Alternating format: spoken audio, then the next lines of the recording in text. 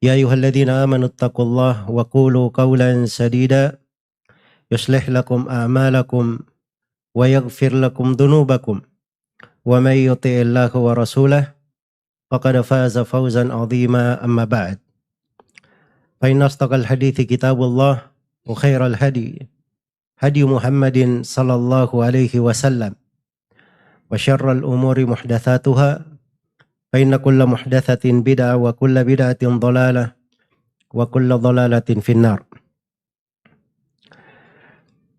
Bapak-bapak dan ibu-ibu, ma'asyiral ikhwa wal akhwat, rahimani wa rahimakumullah.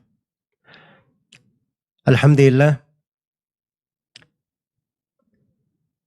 kita bersyukur kepada Allah Subhanahu wa taala atas segala karunia dan nikmat-Nya.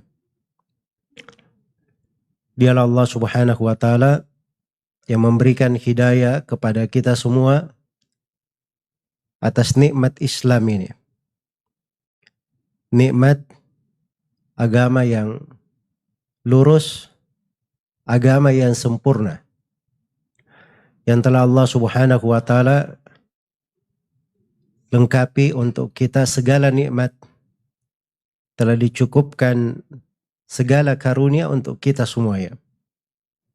Sebagaimana ya Allah Subhanahu wa taala telah tegaskan di dalam Al-Qur'an, "Al-yawma akmaltu lakum dinakum wa atmamtu alaikum ni'mati wa raditu lakumul Islam madina." Pada hari ini telah kusempurnakan agama kalian untuk kalian dan telah kucukupkan nikmatku atas kalian serta telah kuridai Islam terhadap kalian. Dan ini luar biasa dari kesempurnaan nikmat dan karunia Allah Subhanahu wa taala. Karena itu saya bermohon kepada Allah Subhanahu wa taala, semoga Allah menjaga kita semua di atas keislaman dan menguatkan kita di atas agama kita yang lurus ini dan membahagiakan kita semua dengan keislaman dan sunnah di kehidupan dunia ini, di sakaratul maut, di alam kubur, dan tatkala kita semua kembali kepada Allah Subhanahu wa taala. Kaum muslimin dan muslimat, hadirin dan hadirat rahimani wa rahimakumullah. Berbicara tentang kebahagiaan itu adalah pembicaraan yang dibicarakan oleh semua manusia. Karena kebahagiaan itu dambaan, keperluan hidup. Bahkan hal yang merupakan pokok kehidupan. Hanya saja banyak dari manusia berbicara tentang kebahagiaan itu hanya pada bagian-bagian tertentu dari kebahagiaan itu. Padahal pokok-pokok kebahagiaan itu diatur di dalam agama dengan pengaturan yang universal, sangat menyeluruh, dan sangat indah sekali. Karena itu kata para ulama, kebahagiaan itu ada 3 sebabnya. Satu, ada sebab-sebab terkait dengan agama. Yang kedua, ada sebab-sebab terkait dengan tabiat, hal yang lumrah dan biasa berjalan dalam kehidupan. Dan yang ketiga, ada sebab-sebab yang terkait dengan amalan-amalan, kegiatan-kegiatannya sendiri. Jadi ini 3 sebab. Hal yang merupakan tabiatnya, orang yang lahir di tengah kota, di kota besar, itu beda dengan orang yang lahir misalnya dia kenalnya laut atau sungai atau gunung. Iya. Tabiatnya karena dia dari kecil di laut, sudah berada di sekitar laut, telinganya terbiasa dengan suara ombak, matanya sering disejukkan dengan pasir-pasir laut. Tiba-tiba dia berada di gunung. Ini kadang membuat suasana hatinya berubah. Itu tabiat itu. Namanya manusia, itu ada hal-hal yang seperti itu. Baik. Ada hal-hal terkait dengan pekerjaan, amalan. Kita temukan ya ada orang yang kadang diberi pekerjaan, Masya Allah, bagus pekerjaannya. Tapi dia juga gajinya di situ bagus. Hanya saya dirinya itu nggak cocok dengan pekerjaan itu. Dia nggak merasa tenang, bahagia dengan hal tersebut. Iya. Tetapi subhanallah, sebab yang ketiga, yaitu sebab yang terkait dengan agama, itu bisa merubah kondisi apa saja yang dilakukan oleh seseorang. Dia berada di kondisi apa saja, di kondisi apapun, itu bisa merubahnya menjadi kebahagiaan lagi. Nah, inilah yang sebenarnya dikatakan dengan kebahagiaan yang hakiki. Iya. Makanya kalau mau lihat para sahabat itu, Nabi SAW dan para sahabatnya, mereka berhijrah, meninggalkan Mekah menuju kemana? Ke Madinah. Meninggalkan kampung halamannya. Kota yang mereka lahir di situ. Mereka tinggalkan harta benda mereka.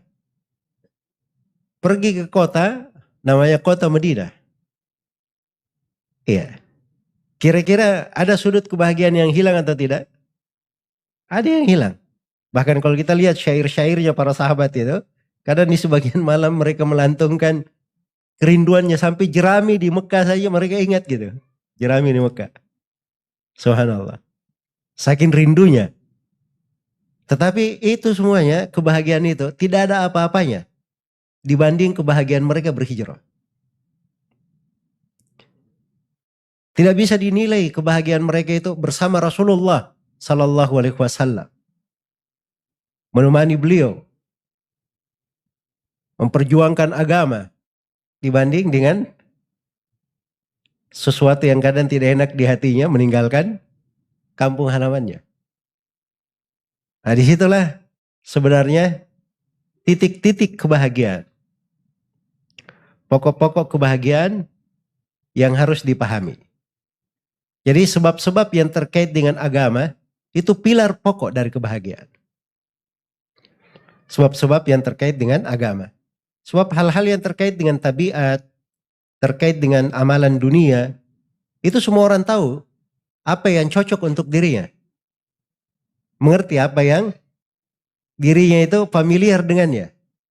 Tetapi yang menyempurnakan dari kebahagiaan secara tabiat dan kebahagiaan secara amalan dunia, yang menyempurnakannya itu adalah sebab-sebab dari sudut agama. Dan itulah yang dinamakan kebahagiaan yang hakiki. Kebahagiaan yang hakiki. Iya, apa saja, walaupun itu kurang, kapan dikemas dengan sebab-sebab yang terkait dengan agama, sesuatu itu akan menjadi sangat berharga.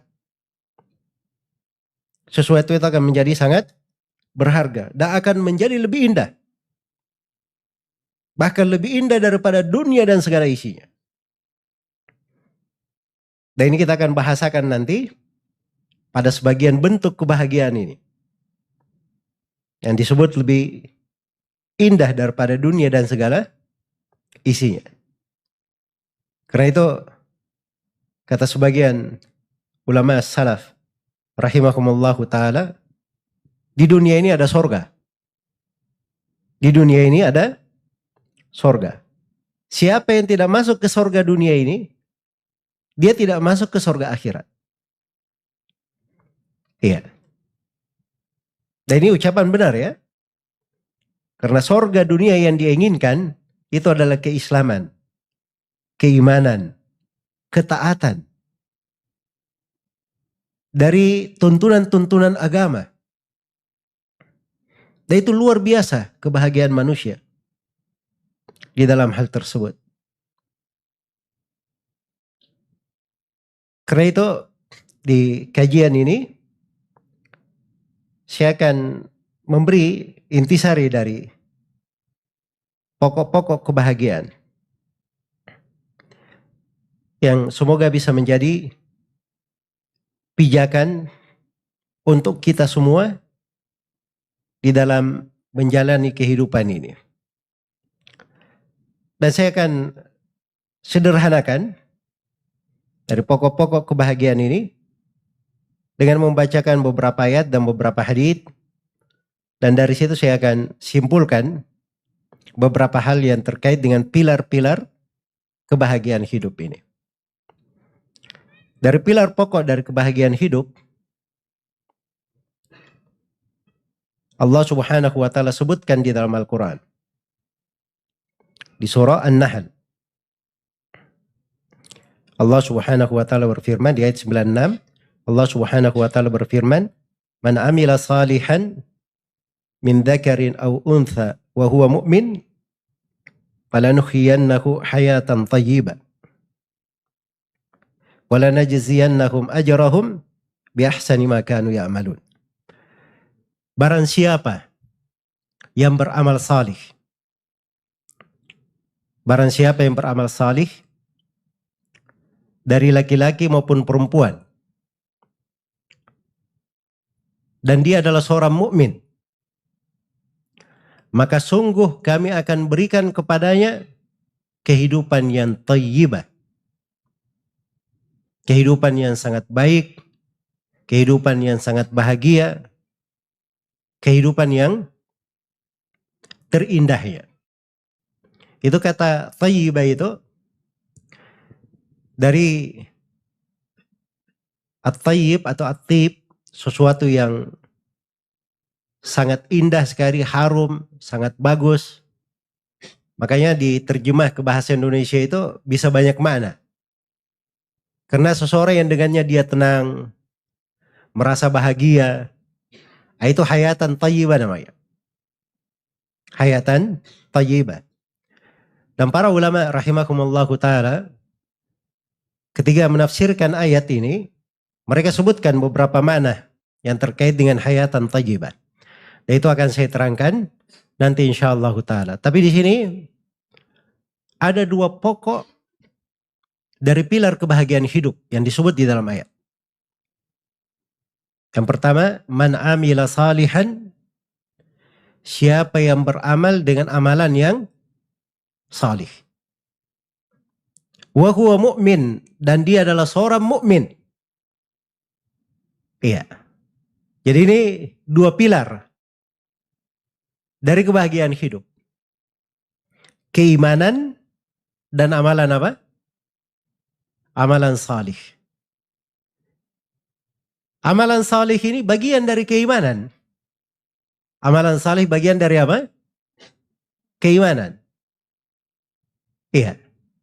Tapi dikhususkan penyebutannya, disebut bersama dengan keimanan, menunjukkan pentingnya.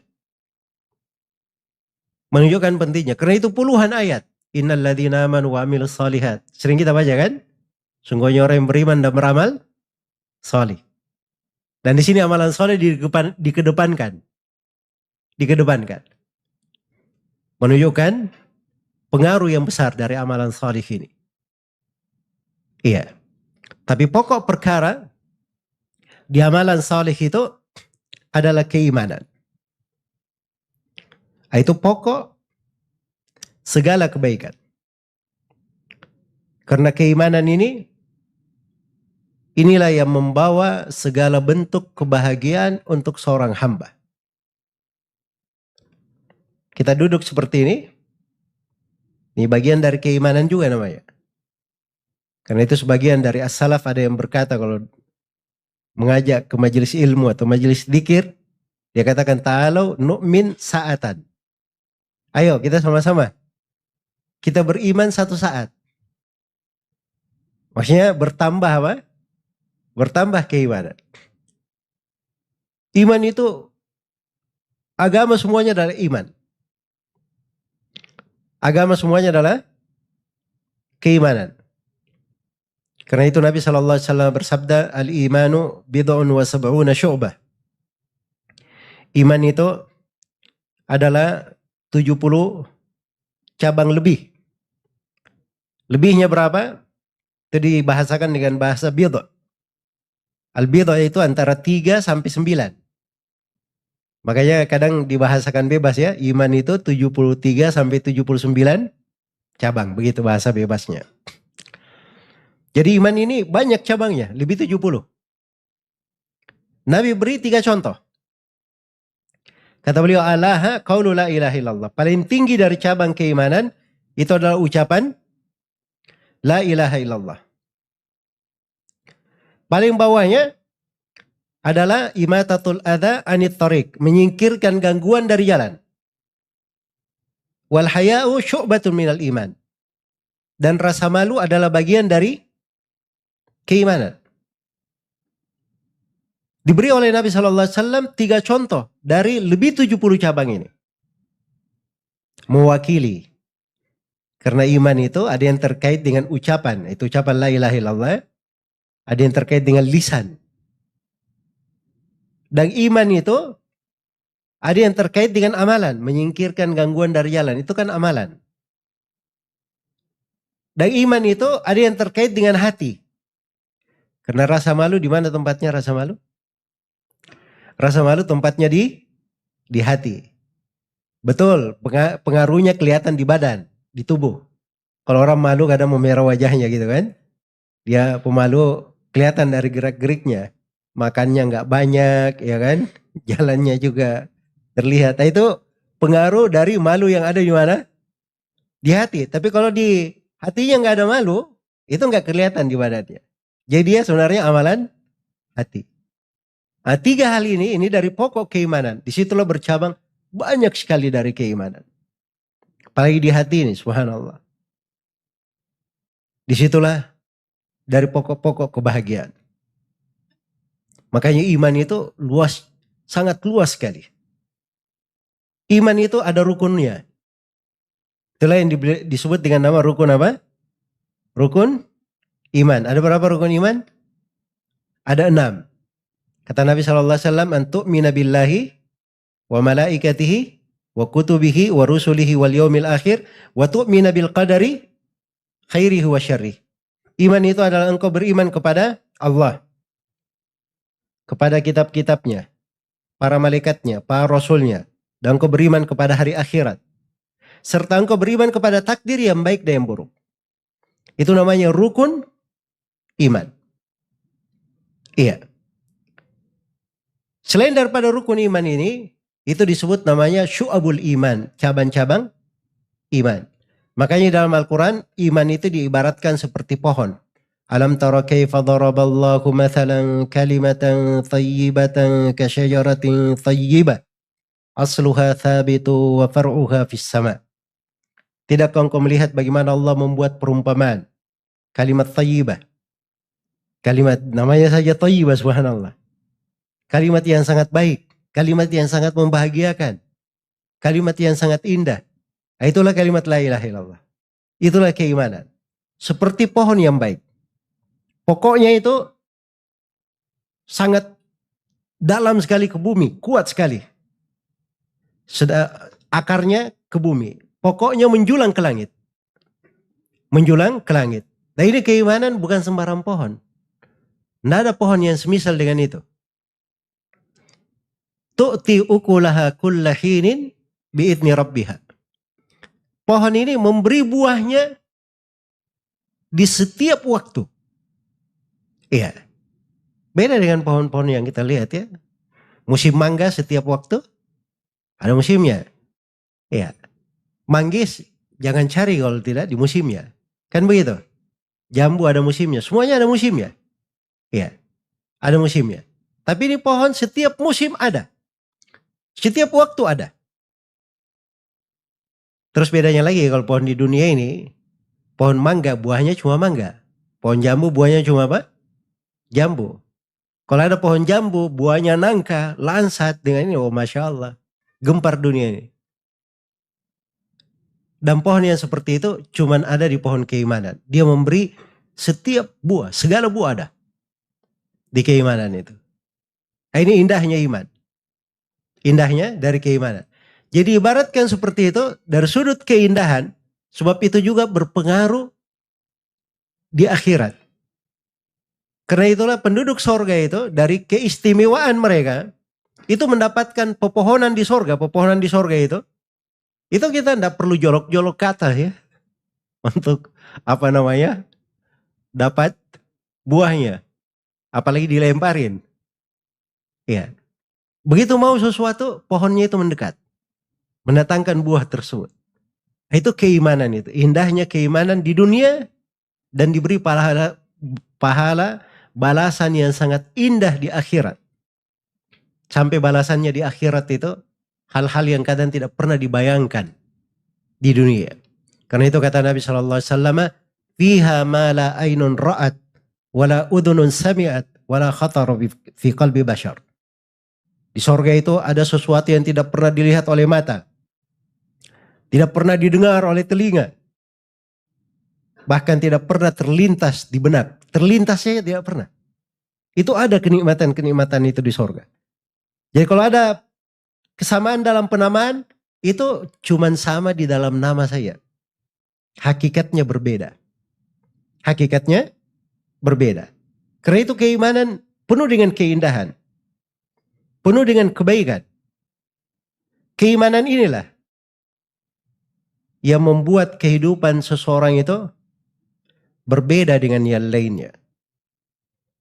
Dan kebahagiaan seseorang di dalam keimanan itu berjenjang sesuai dengan kekuatan imannya. Sesuai dengan kekuatan imannya. Iya, saya beri satu contoh. Supaya kita lihat bagaimana keimanan ini. Ujian dan cobaan. Iya kan? Ujian dan apa? Cobaan. Kalau kita dapat ujian dan cobaan, Masya Allah ya. Pahit itu ujian dan cobaan. Sudah berlalu tapi masih diingat juga kadang. Iya. Tapi para nabi dan para rasul beda. Dapat ujian dan cobaan, justru dikatakan di dalam hadits, kanu yafrahuna bil bala'i kama tafrahuna bil raha. Adalah para nabi itu, mereka bergembira dengan cobaan sebagaimana kalian bergembira kalau dapat kemudahan. Ya, kalau kita dapat kemudahan, dapat nikmat, Masya Allah, berseri-seri. Kadang sak kampung bisa lihat tuh kegembiraan. Tapi kalau kena ujian, wah Masya Allah juga ya. Tapi para nabi subhanallah, mereka bergembira dengan ujian, cobaan. Sebagaimana kita bergembira dengan apa? Dengan nikmat. Nah, itu tingkat keimanan berpengaruh. Pengaruh dari apa? Keimanan. Keimanan ini membawa seseorang itu, dia merasakan bahwa di dunia ini tidak ada yang lebih indah daripada keimanan. Iya. Tidak ada lebih indah daripada keimanan.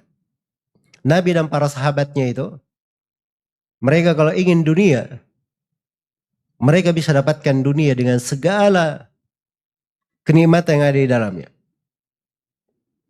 Tapi Rasulullah SAW dan para sahabat telah diberi sesuatu yang lebih baik daripada dunia. Mereka diberi dari keimanan, dari keindahan hidup.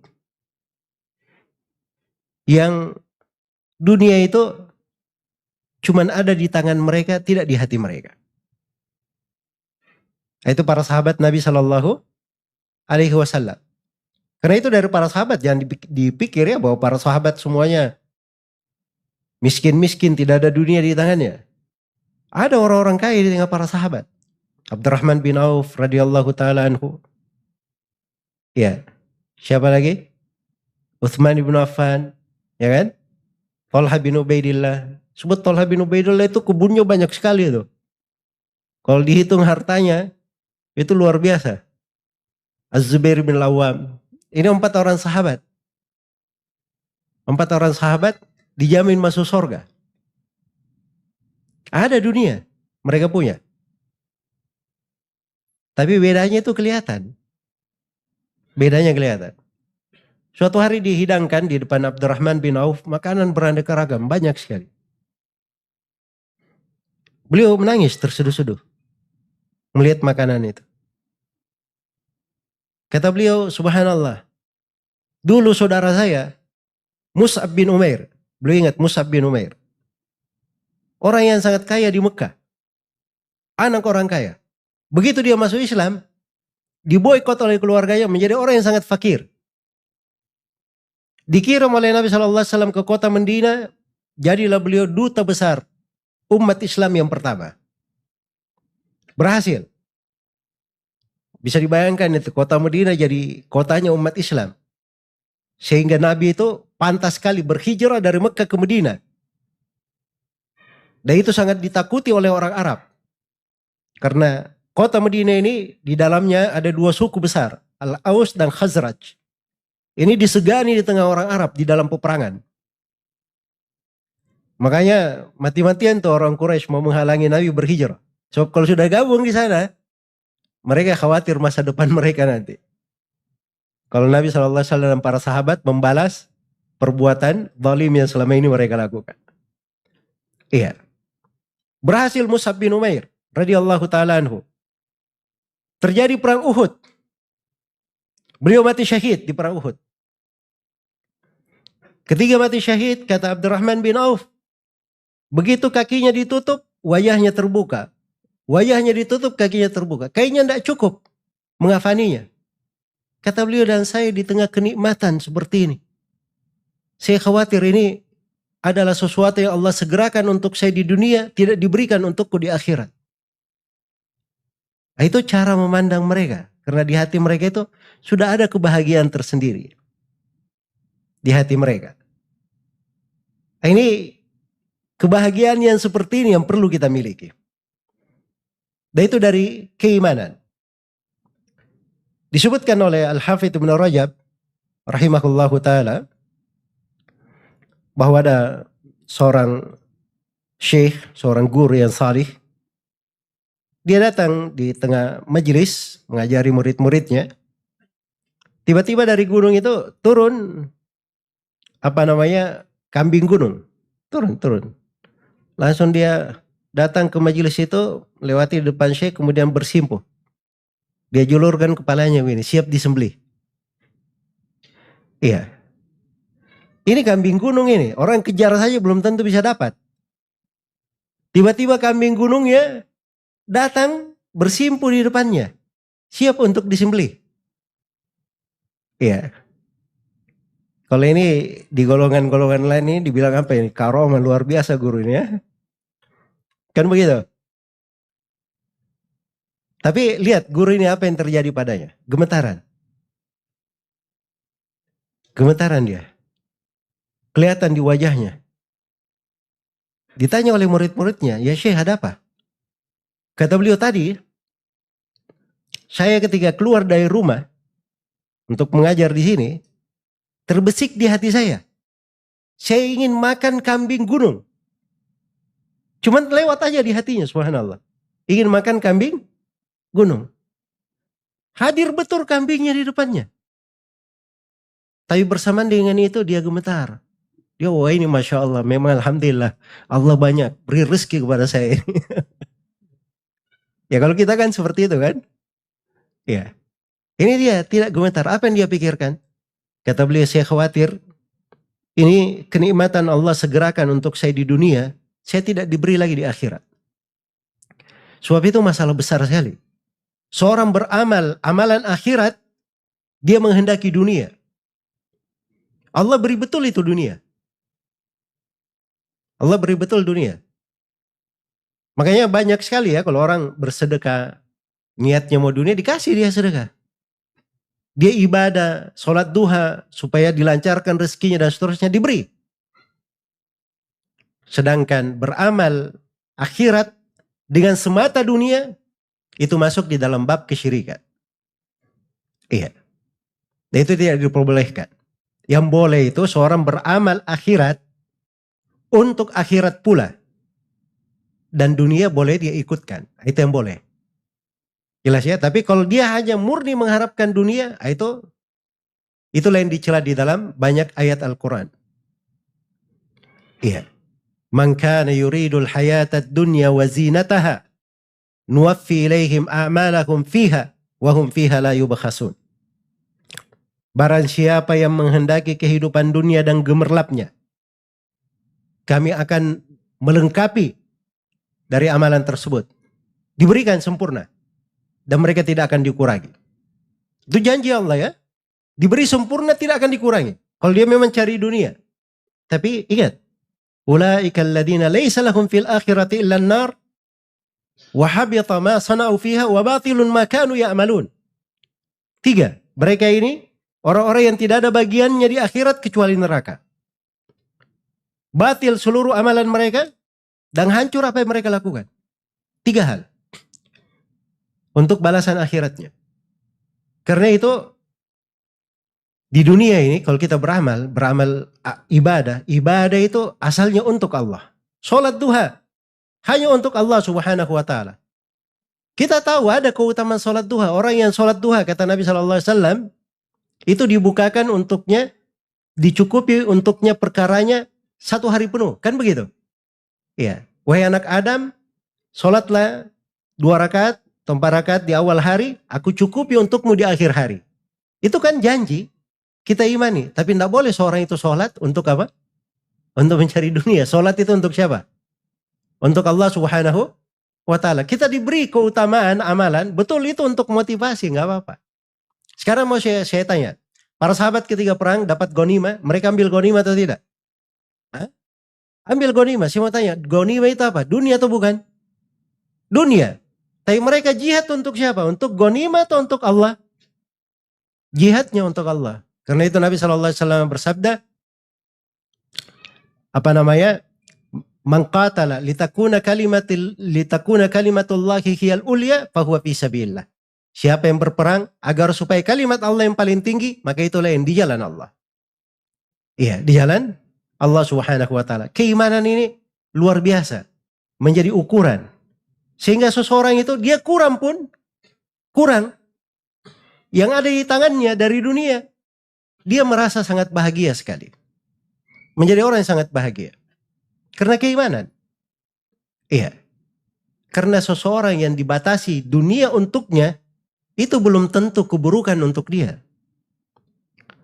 Belum tentu keburukan. Ada orang yang diberi banyak dunia menjadi hancur. Lihat tuh Qarun, Fir'aun, ya, Namrud. Diberi dari dunia, hancur mereka. Dengan dunia. Mungkin Allah menyayangi kita. Kita diberi dari sesuatu secukupnya supaya itu menjadi hal yang apa? Hal yang baik untuk kita. Itu makna-makna keimanan. Gunda gulana. Iya. Gunda gulana ini muncul mendera banyak orang. Itu juga masalah terkait dengan masalah keimanan. Terkait dengan keimanan. Karena biasanya dia mencari ketenangan al-uns kepada selain Allah Subhanahu wa ta'ala. Iya. Tapi coba, kalau seseorang itu ketenangannya dengan bertawakal kepada Allah. Ketenangannya dengan memohon kepada Allah. Ketenangannya dengan berzikir, berdoa kepada Allah. Nah, itu luar biasa. Dia akan merasa nikmatnya dunia. Indahnya dunia itu. Iya. Maka ini bagian-bagian dari keimanan.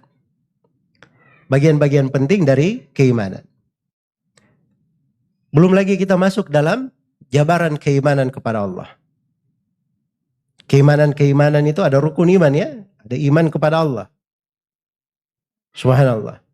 Iman kepada Allah saja. Kalau kita renungi kandungan di dalamnya, itu luar biasa dari kebahagiaan hidup. Seorang akan merasakan dari nikmat dan kebahagiaan tidak bisa dilukiskan dengan kata-kata. Bagaimana seorang hamba ini dia kenal siapa Allah yang dia ibadahi. Dia kenal dari nama-nama Allah Al-Husna dan sifat-sifat Allah yang maha tinggi. Dia tahu nama Allah Ar-Rahman, Ar-Rahim, Al-Karim, Al-Ghafur, dan seterusnya dari Asmaul Husna. Itu yang mewarnai kehidupannya. Itu yang mewarnai kehidupannya. Subhanallah. Muncul masalah apapun dalam hidupnya, ketika dia hadirkan Allah Subhanahu wa ta'ala dengan segala keagungan dan kebesarannya, nama-nama dan sifat-sifatnya, maka masalah itu akan berubah menjadi kebahagiaan. Akan berubah menjadi kebahagiaan. Apa saja? Iya. Ini dari hal yang paling banyak orang kena gundah gulana di dunia ya. Itu disebabkan ucapan manusia kepadanya. Ucapan manusia kepadanya. Apalagi dengan masa teknologi sekarang, kemudian media sosial, ini menjadi sumber gundah gulana. Ada orang yang sudah berbulan-bulan memendam sakit hati gara-gara sebuah kalimat yang ditujukan kepadanya. Iya kan? Ini dilihat atau tidak? Ada yang tersinggung di internet, sewa banyak pengacara untuk orang yang menyinggung dia. Bisa dibayangkan itu betapa banyak gundah gulana itu. Subhanallah. Tapi seorang mukmin ketika dia menghalangi hal yang seperti itu, dia mengingat akan kebesaran Allah Subhanahu wa ta'ala. Iya. Pernah seorang sahabat, ada yang mendidik budaknya, dia pukul budaknya sampai dia pukul berlebihan. Padahal budak dia. Iya. Maka Nabi SAW melihatnya. Kemudian beliau berkata, tahukah kamu bahwa Allah Subhanahu wa ta'ala aqdaru alaika mink. Itu lebih mampu menyiksa kamu seperti melebihi kamu menyiksa budak ini. Langsung gemetaran sahabat ini radhiyallahu taala anhu. Beliau berkata, ya Rasulullah, persaksikan, ini budak saya sudah bebaskan. Langsung dia merdekakan. Iya. Subhanallah, dihadirkan ke hatinya dari kebesaran Allah, dan itu langsung merubah segalanya. Memadamkan dari api amarahnya, langsung berubah menjadi ketaatan. Dia memerdekakan seorang budak. Lantaran diingatkan salah satu sifat dari sifat-sifat Allah yang agung. Iya. Banyak masalah yang terjadi. Tapi begitu seorang hamba dia ingat Ar-Rahman, Ar-Rahim. Betapa luas rahmat Allah, karunia Allah Subhanahu wa ta'ala. Apa yang dia khawatirkan? Iya. Dan mungkin saja musibah yang menimpa dia sekarang ini memang zahirnya pahit, tapi di belakangnya rahmat untuk dia. Mungkin. Mungkin menjadi penggugur dosa-dosanya. Mungkin membuat dia introspeksi diri. Atau mungkin itu akan mengangkat derajatnya. Memberikan berbagai pahala untuknya. Ini sudut-sudut kebahagiaan hidup. Tidak ditemukan kecuali di dalam apa? Keimanan. Karena itu Nabi SAW bersabda di dalam hadits Suhaib bin Sinan Ar-Rumi radhiyallahu anhu di Sahih Muslim, kata beliau, ajaban li amril mu'min, inna amrahu kullahu lahu khair, wa laysa dzalika li ahadin illa lil mu'min. Sangat menakjubkan perkara seorang mukmin itu. Seluruh perkaranya berubah menjadi kebaikan untuknya. Akan menjadi kebaikan untuknya. Dan ini tidak akan terjadi kecuali untuk seorang mukmin saja. Perhatikan. Tidak akan terjadi kecuali untuk siapa? Seorang mukmin saja. Bagaimana itu? In asabathu sarra syakar, maka ana khairallah. Kalau dia dapat kesenangan, ada pintu ibadah namanya bersyukur, maka kebaikan pula yang dia dapatkan. Wa in asabathu dharra sabar, maka ana khairallah. Kalau ditimpa oleh bahaya, ada pintu ibadah lagi di situ, namanya sabar. Kalau dia bersabar, baik lagi yang dia dapatkan. Apa bedanya? Mau kena ujian, mau dapat nikmat, yang penting pintu ibadahnya ada. Ada pintu syukur, pintu sabar. Dia berada di mana saja dari dua pintu ini, dia selalu dapat kebaikan. Selalu dapat apa? Kebaikan. Karena itu seorang mukmin, keimanannya itu membawanya kepada hal yang menakjubkan. Hal yang menakjubkan. Itulah yang membuat para nabi dan para rasul, para sahabat Rasulullah SAW, orang-orang yang salih, kehidupannya itu kehidupan yang tidak mengenal penderitaan. Kalau ada ujian, ujian itu dianggap sebagai nikmat. Bisa berubah menjadi pahala. Ada hal yang menimpanya, itu bisa dia jadikan sebagai tangga ketaatan. Pintu yang lebih mendekatkannya kepada Allah Subhanahu wa ta'ala. Iya. Tapi di sini, di tengahnya ini ada pintu kebahagiaan lain. Yang merupakan pijakan seseorang mendapatkan keimanan. Pintu ini namanya pintu ilmu agama. Karena itu dari pilar pokok kebahagiaan hidup adalah seorang mempelajari ilmu agama. Ilmu agama itu dari sudut ilmunya sendiri sudah membuat orang bahagia. Ilmunya sendiri kita pelajari itu sudah bahagia.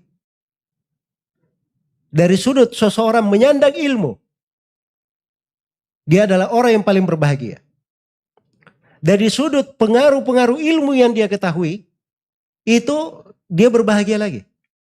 Kemudian dari sudut manfaat ilmu itu di tengah manusia, itu kebahagiaan yang lain.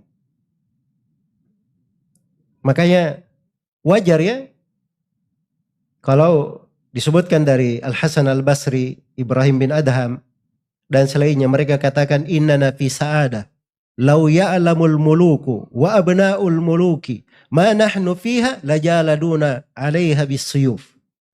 Kita ini dalam kebahagiaan.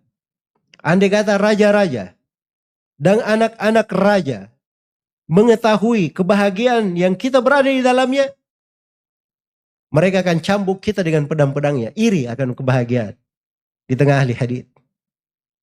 Iya. Dan itu kebahagiaan luar biasa itu. Kita tidak pernah membayangkan ya. Ada dua orang imam ketemu di pintu Masjidil Haram. Ketemu di pintu Masjidil Haram. Iya. Kemudian mudzakarah. Yang satu bilang saya telah mendapatkan riwayat-riwayat di bab sholat begini dan begini dan begini dan begini.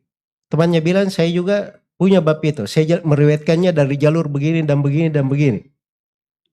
Terus tidak terasa sudah adzan sholat subuh. Mereka masih bicara-bicara berdua. Iya.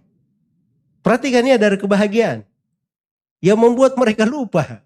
Subhanallah. Bahwa ini mereka sedang di dunia. Ya, lupa belum tidur. Bahkan badai mungkin belum makan malam kali. Jelas ya? Tapi mudzakarah, subhanallah.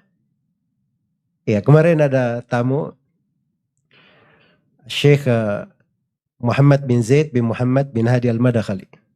Putra sulung dari guru kami, Syekh Zaid bin Muhammad bin Hadi. Syekh Zaid ini rahimahullah, beliau dari ulama senior dan disegani di wilayah selatan Saudi Arabia.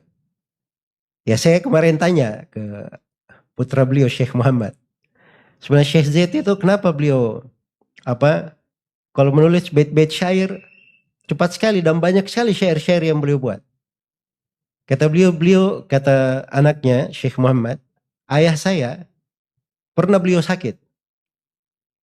Dan beliau ditanya tentang sesuatu masalah, beliau tulis di atas ranjang sakitnya lebih 400 bait syair. Seakan-akan dia tidak merasa sakit. Subhanallah. Nah, itu kadang hal-hal yang seperti itu dari keindahan ilmu, itu membuat seseorang di kondisi-kondisi yang seperti itu. Jadi ilmu itu kalau dia sudah sibuk dengannya, dia akan lihat berbagai keindahan. Disebutkan oleh Al-Khatib Al-Baghdadi dari Ibnul Amid. Beliau ini salah seorang menteri di kerajaan, punya 2 wilayah kementerian. Dan beliau berkata, saya selama ini menyangka bahwa kementerian yang saya berada di dalamnya itu adalah kenikmatan. Kenikmatan yang sangat besar, kata beliau. Sampai suatu hari saya melihat perseteruan antara Abul Qasim At-Tabarani dan Abu Bakar Al-Ju'abi. Ini dua orang ahli hadits. Walaupun Al-Ju'abi ini masalah dalam riwayat ya, dari sudut adalah, tapi dia dari sudut hafalan, hebat sekali hafalannya. Al-Ju'abi. Luar biasa hafalannya. Makanya dia bisa, saya ingat Tabarani. Al-Ju'abi bilang, saya punya riwayat begini. At-Tabarani bilang, saya juga punya riwayat itu. Dari jalur begini dan begini. Terus dia bertukar. Saling, ingin mengalahkan bahwa saya punya riwayat. Sampai akhirnya Al-Ju'abi berkata, saya punya satu sanad. Di dunia ini cuma saya yang punya. Kata Al-Ju'abi. Kata Tabarani, mana? Kasih saya. Coba kita lihat. Kata Al-Ju'abi, haddathani Abu Khalifah. Qala haddathani Sulaiman bin Ahmad bin Ayyub. Dia sebutkan haditsnya. Kata Tabarani, Sulaiman bin Ahmad bin Ayyub itu saya. Karena nama lengkap beliau Sulaiman bin Ahmad bin Ayyub. Abu Khalifah itu murid saya. Kata Tabarani. Kamu ambil aja hadits itu dari saya, kamu lebih tinggi dari sanad kamu. Maka bungkamlah siapa? Al-Ju'abi. Kata menteri tadi, saya baru merasakan ada kenikmatan yang lebih besar dari kementerian. Andai kata saya di posisi At-Tabarani, wah luar biasa gembiranya saya. Jelas ya? Itu subhanallah. Di dalam ilmu itu banyak hal yang indah. Iya. Kadang seorang membuka lembaran-lembaran dari kitab. Dia dengar lembaran kitab itu lebih indah dari banyak hal yang melalaikan di dunia. Iya. Coba bayangkan dari ilmu ini, dari keindahannya. Seorang bisa melakukan perjalanan yang jauh. Dia tinggalkan dari anak dan istrinya. Bisa duduk berjam-jam untuk mendengarkan ilmu. Sebab memang Allah jadikan padanya keindahan hidup. Allah jadikan padanya keindahan hidup. Karena itu siapa yang menghendaki kebahagiaan, dia harus punya bagian dari mempelajari ilmu agama. Punya bagian dari mempelajari ilmu agama. Dia beri waktu tetap untuk dia dengar dari ilmu agama. Walaupun dalam satu hari dia dengar satu faedah. Dia baca satu faedah. Sebab itu adalah hal yang menambah keimanannya. Akan membawa dari kebahagiaannya. Dan ini dari mana-mana kebahagiaan dalam ilmu itu luar biasa. Iya. Dan itu ditulis oleh para ulama, buku-buku tersendiri. Kadang di satu bab ilmu, misalnya di dalam bab rihlah, untuk talabul ilm, itu ditulis oleh Al-Khatib Al-Baghdadi. Satu risalah khusus tentang hal tersebut. Baru terlihat di situ betapa indahnya dan betapa kenikmatan. Dan lihat bagaimana manfaat. Kita bisa duduk di sini, hadir di majelis ini, kita membaca dari hadits-hadits Rasulullah. Itu jasa-jasanya ahli hadits. Mengumpulkan riwayat-riwayat. Mengumpulkan riwayat-riwayat. Kita datang, buka kitab Sahih Muslim, cuma baca saja. Masya Allah, gampang sekali kita hafal haditsnya. Kan begitu? Bersamaan dengan itu masih ada juga yang menganggap itu susah. Ya, ada juga yang susah banget gitu. Lihat buku Sahih Muslimnya susah banget. Ini Imam Muslim, beliau pernah menyebutkan satu hadits di bab salat, di waktu-waktu salat. Hadits Abdullah bin Amr bin As. Ini hadits beliau kumpulkan dari berbagai negara. Sanadnya itu beliau kumpulkan dari mana?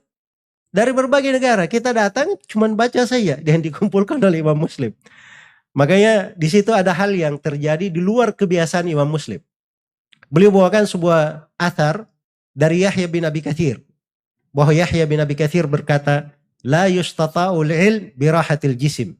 Ilmu itu tidak akan didapatkan dengan badan yang santai. Jadi kata para ulama ini Imam Muslim dia ingin hibur dirinya sendiri. Ya kalau mau dapat riwayat yang seperti ini memang gak ada orang yang santai-santai. Harus dia melakukan perjalanan. Melakukan rihlah. Iya. Dan disitulah nikmatnya ilmu. Karena itu kata Mu'adz bin Jabal radhiyallahu ta'ala anhu. Disebutkan ketika beliau berada di sakaratul maut. beliau menangis. Dan beliau berkata, saya sebenarnya keluar dari dunia ini ada 3 hal yang saya sedihkan. Hal yang pertama adalah indahnya di sholat malam itu. Saya nggak bisa merasakannya. Kemudian yang kedua, dahaga di siang hari. Karena beliau selalu berpuasa. Terasa indah kalau beliau nahan dahaga itu, nikmat sekali. Kemudian yang ketiga, duduk di depan orang-orang yang berilmu. Duduk di depan orang-orang yang berilmu. Itu beliau anggap dari kebahagiaan dunia. Dan ini 3 hal yang beliau sedihkan.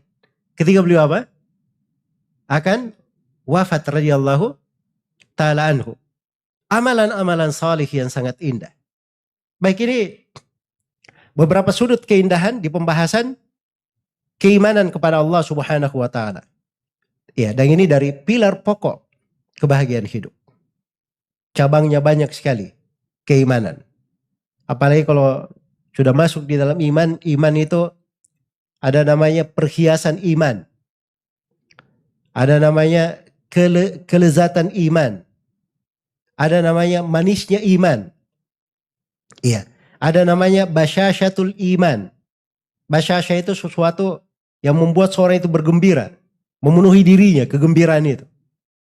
Iya. Nah, itu ada semua bahasa-bahasanya di pembahasan iman. Misalnya Nabi berkata, "Dzaqa ta'mal iman man radiya billahi rabban wa bil islami dinan wa bi Muhammadin sallallahu alaihi wasallam rasulah." Seorang itu akan merasakan lezatnya iman kalau dia ridha Allah sebagai Rabbnya, Muhammad sebagai nabinya, Islam sebagai agamanya. Kata Nabi sallallahu alaihi wasallam, itu hadits Al-Abbas bin Abdul Muttalib di Sahih Muslim. Dan di dalam hadits Abu Hurairah diriwayat Bukhari dan Muslim, Rasulullah sallallahu alaihi wasallam bersabda, "Thalathun man kunna fihi wajada bihinna halawatal iman." Ada 3 perkara. Siapa yang 3 perkara ini ada pada dirinya, dia pasti akan mendapatkan manisnya iman. Yang pertama, yakunallahu wa rasuluhu ahabba ilaihi mimma siwahuma. Hendaknya Allah dan Rasulnya yang paling dia cintai, melebihi keduanya. Wala yuhibbal mar' la yuhibbuhu illa lillah. Tidak dia cinta kepada seorang kecuali kecintaannya itu hanya karena Allah. Wa yakraha ayyauda fil kufur kama yakrahu ayyulqa finnar. Dia benci kembali kepada kekafiran sebagaimana dia benci dilemparkan ke dalam api neraka. Kalau dia sampai kepada 3 hal ini, dia akan rasakan nikmatnya iman. Akan merasakan dari manisnya iman itu. Jadi iman itu membawa pengaruh-pengaruh yang indah di dalam kehidupan. Dan itu sudut-sudut kebahagiaan. Baik, itu secara ringkas terkait dengan iman. Sekarang saya akan berpindah kepada hal yang kedua, terkait dengan amalan salih. Terkait dengan amalan salih. Karena dikatakan, man amila salihan, siapa yang beramal salih, min dzakarin au untha, dari laki-laki maupun perempuan. Ya kalau mau berbahagia ini sama ya, antara laki-laki dan perempuan itu sama. Tidak ada bedanya. Penting siapa yang memenuhi 2 syarat, maka itu adalah pokok kebahagiaan. Janji Allah akan dia dapatkan. Laki-laki maupun perempuan. Ini syarat yang kedua, dikatakan wa amila salihan. Dan dia beramal dengan amalan yang apa? Amalan yang salih. Beramal dengan amalan yang salih. Amalan salih itu kata para ulama adalah amalan yang memenuhi 3 kriteria. Memenuhi 3 syarat. Syarat yang pertama, pelaku amalan salih ini adalah seorang muslim yang bertauhid. Itu syarat yang pertama. Jadi pelaku amalan salih adalah apa? Seorang muslim yang bertauhid. Syarat yang kedua, amalan salih itu dilakukan ikhlas karena Allah. Dilakukan ikhlas karena Allah. Kemudian syarat yang ketiga dari sebuah amalan dikatakan amalan salih. Amalan salih tersebut dibangun di atas tuntunan Rasulullah Sallallahu Alaihi Wasallam. Ini 3 syarat. 3 syarat. 3 syarat ini sederhananya ada di dalam 1 ayat. Kita semua hafal ayat itu insya Allah. Ayatnya di surah Al-Bayyinah. Iya. Ayatnya di surah Al-Bayyinah. Dan ini Ayat di surah Al-Bayyinah ini luar biasa ya. Surah Al-Bayyinah ini. Nah, itu lihat kebahagiaan tersendiri di situ. Saya ingin cerita sedikit surah Al-Bayyinah. Rasulullah SAW suatu hari mendatangi Mu'adz bin Jabal. Lalu Rasulullah bersabda kepada Mu'adz bin Jabal, "Wahai Mu'adz, sesungguhnya saya diperintah oleh Allah untuk membaca surah Al-Bayyinah ini kepada kamu." Kata Mu'adz bin Jabal, "Ya Rasulullah, apakah Allah menyebut namaku?" Kata Rasulullah SAW, "Iya." Maka Mu'adz pun menangis saking gembiranya. Radhiyallahu ta'ala anhu. Ini bukan sembarangan ini ya. Al-Quran ini diturunkan kepada siapa? Kepada Nabi Muhammad atau kepada Mu'adz bin Jabal? Kepada Nabi Muhammad SAW. Tapi bersama dengan itu Allah perintah baca kepada siapa? Mu'adz bin Jabal. Karena itu Mu'adz bin Jabal ini salah seorang dari pembaca Al-Quran Rasulullah Sallallahu Alaihi Wasallam. Iya. Baik. Jadi Nabi pun membacakan surah Al-Bayyinah itu kepada Mu'adz bin Jabal. Dan itu dari pokok kebahagiaan. Dan itu bagian dari amalan salih. Banyak membaca Al-Quran. Banyak membaca Al-Quran. Al-Quran itu subhanallah. Tidak ada akhirnya dari keajaibannya. Manfaat-manfaatnya itu bagaikan lautan yang tidak ada tepiannya. Lautan yang sangat dalam, tidak diketahui di mana dasarnya. Luas sekali dari manfaat yang ada di dalam Al-Quranul Karim. Karena itu Al-Quran ini sudah dikatakan sebagai mubarakan, kitab yang penuh dengan berkah. Seluruh berkah ada di dalamnya. Iya. Siapa yang membacanya, siapa yang mendengarkannya, siapa yang menghafalkannya, siapa yang tadabbur terhadap ayatnya, siapa yang mencintainya, semuanya dapat dari keberkahan dan kebaikan dari Al-Quranul Karim. Bahkan kadang kita tidak bayangkan ya. Iya. Bagaimana Nabi SAW berkata kepada para sahabat, "Inginkah kalian kalau pulang ke rumah, kalian dapat satu onta gemuk dan besar?" Satu onta apa? Gemuk dan besar. Iya. Maka kata para sahabat Rasulullah SAW, "Tentu, wahai Rasulullah."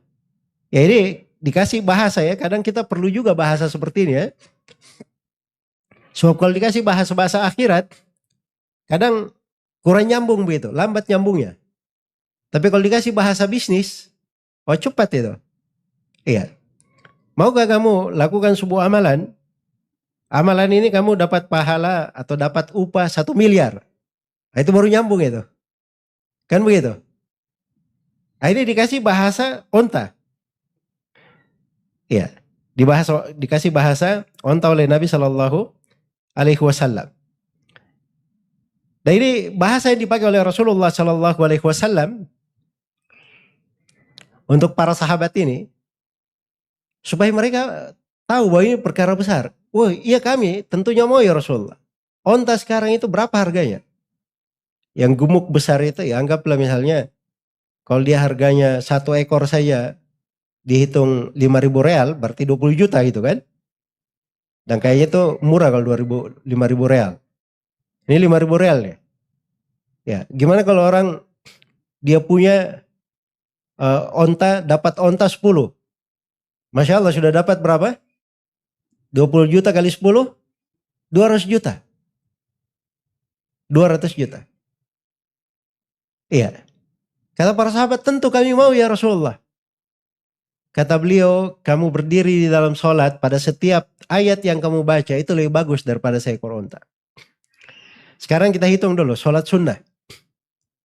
Sholat sunnah pasti kita baca surah apa? Al-Fatihah. Surah Al-Fatihah berapa ayat? Hah? Nah ini kita hitung bisnis ini ya. Surah Al-Fatihah berapa ayat? 7 ayat. Baik, surah yang terpendek dalam Al-Quran. Berapa ayat? 3 ayat yang terpendek. Itu menurut madhab sebagian ulama. Ya kan? Kalau madhab ulama yang lain terpendek dalam Al-Quran 4 ayat. Sebab dihitung juga Bismillahirrahmanirrahim. Ya kan? Jadi 4 ayat. Kita ambillah madhab yang terpendek 3 ya. Jadi sudah 7 ayat tambah 3. Berapa ayat? 10.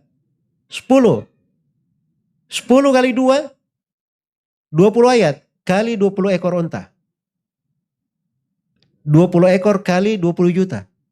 400 juta. 2 rakaat ringan 400 juta. Kira-kira gimana? Happy atau tidak antum? Ya. Begitu kan sebenarnya kalau hitungan-hitungan dunianya. Tapi kadang subhanallah kita kurang memikirkan. Ternyata banyak sekali dari manfaat dan kebaikan. Kalau kita melakukannya. 2 rakaat sunnah ini sebelum subuh. Lebih hebat lagi. Kata Nabi SAW, rakaat al-fajri khairun minat dunya wa ma fiha. Di Sahih Muslim dari Aisyah radhiyallahu anha, Rasulullah SAW bersabda, 2 rakaat sunnah sebelum sholat subuh itu lebih baik daripada dunia dan segala isinya. Ini sholat sunnahnya. Sholat sunnahnya. Saya mau tanya, kira-kira sholat wajibnya kayak bagaimana? Ini baru sholat sunnahnya ini. Iya. Karena itu dari amalan soleh ini, membaca Al-Quran itu luar biasa dari kebaikan-kebaikan yang Allah Subhanahu wa Ta'ala berikan untuk seorang hamba di dalamnya. Dan itu kebahagiaan-kebahagiaan tersendiri. Karena itu dikatakan di dalam ayat, man amila salihan min dzakarin aw untha wa huwa mu'min. Barang siapa yang beramal salih dari laki-laki maupun perempuan. Amalan salih, perhatikan. Amalan salih itu banyak sekali, subhanallah. Banyak sekali dari amalan salih. Tapi harusnya seorang muslim dan muslimah itu dia punya dari amalan salih yang selalu dia jaga, selalu dia pelihara, dan itu prinsip hidupnya. Kalau dia punya sampai kepada titik ini, iya, itu luar biasa dari kebahagiaan hidup itu. Luar biasa dari kebahagiaan hidup. Ada orang yang kebahagiaan hidupnya sampai 20 tahun mendengar adzan dari dalam masjid. Tahu artinya mendengar adzan dari dalam masjid? Selama 20 tahun. Artinya orang belum adzan dia sudah ada ke masjid, sudah datang. Iya. Tidak pernah terbayangkan bagaimana Umar ibn Khattab radhiyallahu ta'ala anhu terlambat sholat berjamaah, sholat asar. Bukan tidak sholat asar, terlambat sholat berjamaah. Luput. Beliau berinfak dengan kebunnya untuk luputnya beliau. Ya. Perhatikan ya bagaimana dari amalan soleh itu berpengaruh sekali di keindahan hidup mereka. Dan itulah yang membawa mereka kepada keadaan-keadaan yang sangat menakjubkan sekali. Bagaimana mereka bisa beramal, beragama, menuntut ilmu. Hal yang tidak bisa kita bayangkan. Iya. Dan itu Masya Allah ya banyak kita lihat. Saya pernah satu musim haji. Ada sebagian teman-teman kita. Bapak-bapak sudah tua umurnya. Kalau saya perkirakan sudah lebih 60 tahun. Beliau dan istrinya sudah lebih 60 tahun. Tapi ternyata Masya Allah jalannya lebih kuat daripada saya. Ya sebelum haji mereka sudah latihan. Jalan kaki 5 kilo setiap hari. Sebelum haji. Ya. Makanya hebat sekali jalannya. Saya aja angkat tangan kalau melihat mereka jalan. Subhanallah. Ini persiapan ini untuk apa? Untuk ibadah haji. Persiapan untuk ibadah haji. Ada sebagian as-salaf rahimahullah. Iya. Dilihat sedang memperbaiki apa? Rumahnya. Perbaiki rumahnya untuk aliran air. Jangan sampai ada yang masalah di aliran air. Ditanya ya fulan sekarang lagi paceklik. Semenjak kemarin belum ada hujan. Untuk apa kamu perbaiki saluran air kamu? Ya kata beliau, Kemarin orang baru sholat istisqa. Insya Allah sebentar lagi turun hujan. Oh itu indah sekali itu harapan itu. Di dalam masalah keimanan, amalan salih, itu luar biasa. Jadi kalau seorang sudah menjaga dirinya di atas hal yang baik, amalan salih, itu akan menjadi pintu ibadah yang sangat kuat. Coba ambil beberapa rakaat dari kegelapan malam. Dan rasakan indahnya bermunajat kepada Allah Subhanahu wa ta'ala. Iya. Maka akan terasa indah dari kebahagiaan hidup itu. Hari pertama, kedua, ketiga, itu memang jiwa perlu dilatih. Tapi begitu sudah terbiasa, dia akan merasakan keajaiban di dalam hal tersebut. Dan kadang di masa sekarang ini ya, sering ada masalah-masalah yang terkait dengan dosa ketika seorang itu bersendirian. Dosa ketika dia bersendirian. Dari banyak yang dia bisa buka, dia bisa akses dan seterusnya. Coba dia rubah kehidupannya. Dia jadikan itu sebagai lahan ketaatan. Pintu ibadah dia. Bagaimana di kondisi yang seperti itu, dia itu merasa selalu diawasi oleh Allah. Berbahagia bersama Allah yang melihatnya. Karena dia tidak melihat macam-macam. Dia melihat hal yang bagus saja. Jelas sampai sini? Jadi ini akan membawanya kepada hal-hal yang menenteramkannya, membahagiakannya. Iya. Kemudian dari kebahagiaan hidup itu, tatkala seseorang sudah mengenal namanya keimanan dan amalan salih, dan sudah terbiasa dengan hal tersebut, maka ada namanya kecintaan kepada Allah dan Rasulnya. Dan itu perlu dijaga, dipelihara, dipupuk. Dan itu kebahagiaan tersendiri. Iya. Seorang mukmin itu kadang dia terlihat kehidupannya biasa. Tapi di hatinya subhanallah, dia memendam kerinduan dan kecintaan kadang lebih besar daripada kerinduan dan kecintaannya kepada orang tuanya. Kerinduan dan kecintaan kepada Allah, kepada Rasulnya, dan kepada para sahabat Rasulullah Sallallahu Alaihi Wasallam. Iya. Makanya suatu hari Anas bin Malik radhiyallahu taala anhu mendengar Nabi Sallallahu Alaihi Wasallam menjawab pertanyaan seseorang. Orang ini berkata, ya Rasulullah, bagaimana dengan seorang yang cinta kepada satu kaum dan dia ini belum mampu beramal seperti amalan mereka? Belum mampu beramal seperti amalan mereka. Iya. Bahkan sebagian sahabat ada yang datang kepada Nabi Sallallahu Alaihi Wasallam, ya Rasulullah, engkau ini orang yang saya paling cintai di atas muka bumi ini. Bahkan kadang saya pulang di rumahku, saya tidak tahan. Saya keluar hanya untuk pergi melihat wajahmu saja. Ya Rasulullah, saya khawatir saya tidak bisa melihatmu di akhirat. Tidak dikumpulkan bersamamu di akhirat. Nabi SAW berucap kalimat yang indah ini. Kata beliau, almar'u ma'aman ahabbah. Seseorang itu akan dikumpulkan bersama siapa yang dia cintai. Siapa yang dia cintai. Ini kalimat yang paling memberi motivasi pada seorang muslim dan muslimah. Makanya Anas bin Malik berkata, tidak pernah saya bergembira di dalam hidup saya melebihi dua kegembiraan. Kegembiraan yang pertama ketika saya masuk Islam. Dan kegembiraan yang kedua ketika mendengar hadits ini. Iya. Saya ingin seperti Abu Bakar, seperti Umar. Tapi mustahil, saya nggak mampu sampai ke tingkatan mereka. Tapi mendengar hadits ini, saya cinta kepada Allah, cinta kepada Rasulnya, cinta kepada Abu Bakar, cinta kepada Umar. Dan saya berharap dikumpulkan bersama mereka karena kecintaan saya. Iya. Tapi ini pintu kecintaan tidak datang dengan didengar sekali, dua kali. Dia adalah prinsip kehidupan. Orang yang cinta itu ada buktinya. Ada buktinya kalau dia cinta. Wah, ana cinta kepada Allah dan Rasulnya. Iya, saya juga cinta kepada Abu Bakar dan Umar. Tidak ada dia pelajari tentang agama Allah, agama Rasulnya. Dia baca sejarah para sahabat saya tidak. Mengerti bagaimana perjuangan mereka. Agama yang mereka bawa. Iya. Maka bukti kecintaan itu harus ada.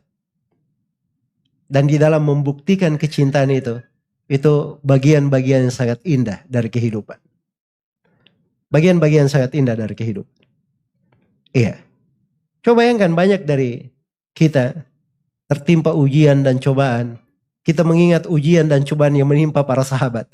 Tidak ada apa-apanya yang menimpa kita. Ingin naik lagi, kita ingat ujian menimpa para nabi dan para rasul. Iya. Tahu bahwa ada sebagian nabi dan rasul dibunuh oleh kaumnya, digergaji sampai terbelah dua. Ada nabi dan rasul yang dilempari oleh kaumnya.